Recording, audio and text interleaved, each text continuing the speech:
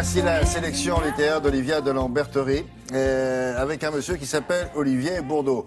Alors vous allez dire, pourtant vous lisez beaucoup de livres, qui c'est celui-là, Olivier Bourdeau? Mais vous fatiguez pas, il n'est pas connu. Et quand Olivier a reçu ce livre, vous avez dit, bon, bah, je vais le lire, voilà.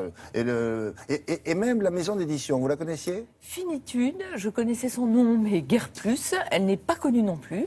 Ah. Elle est à côté de Bordeaux. Et ce que j'aime bien avec cette histoire, c'est que ce livre qui s'appelle En attendant Bojangles, d'Olivier Bourdeau, donc bel inconnu, dans une maison presque inconnue, eh bien, ça fait un carton dans le monde entier. C'est-à-dire que, avant même que le livre soit dans les librairies en France, vous savez, les manuscrits circulent, et il y avait une dizaine de maisons internationales qui avaient déjà acheté le texte. Parce que le texte, il est irrésistible.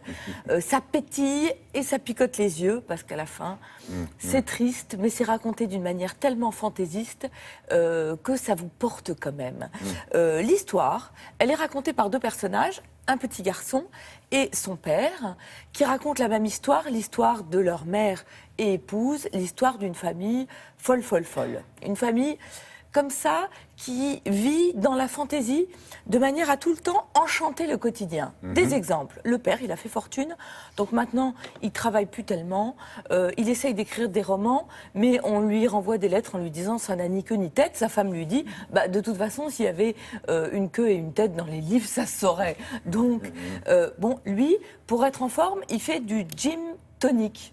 Alors, du gym tonic, il fait de la gym, alors il fait des haltères, en écoutant du jazz et en buvant des grandes rasades de gin. Exactement. Oui, mais sûr. Donc, il trouve que c'est formidable. Sa femme, elle change de prénom tous les jours. Tous les jours, il lui donne un prénom différent. Alors, il lui dit aujourd'hui René. Bonjour René. Elle lui dit oh non, pas René. J'ai rien dans ma garde-robe qui va avec une René. Voilà. Ils ont ce petit garçon et il y a un quatrième personnage qui s'appelle Mademoiselle Superfétatoire, qui est une grue. Oui, l'oiseau, une grue, voilà, qui habite avec eux.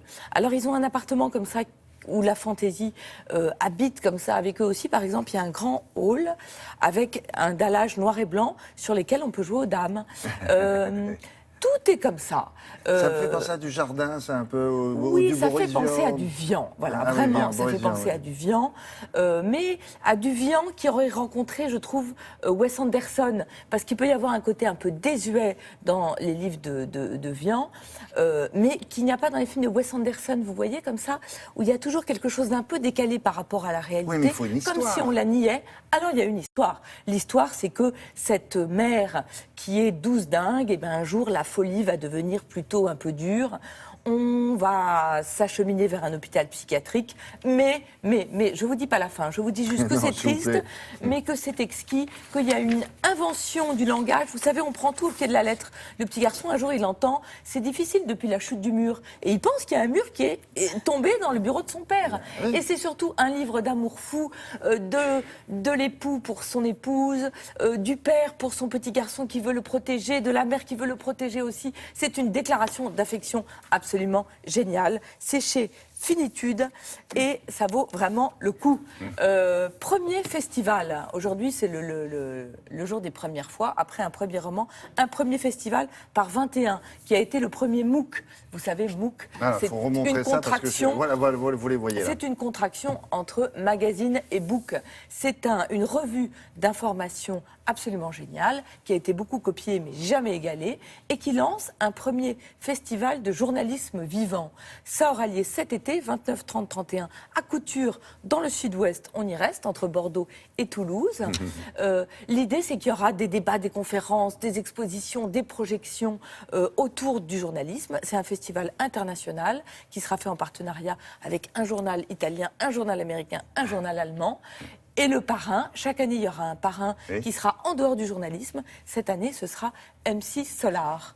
Ce sera donc à Couture. Vous savez pourquoi Couture? Parce que c'est un hommage à Philippe Chaffanjon. Philippe Chaffanjon, c'était le patron de France Info et de France Bleu. Je vois que Mélanie le connaissait. C'était un homme absolument merveilleux qui, malheureusement, est mort trop tôt.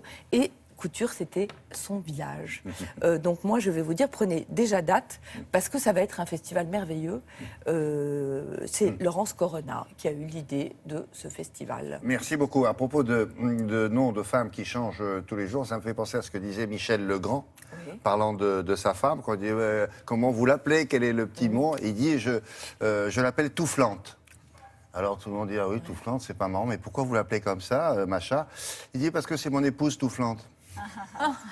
C'est mignon.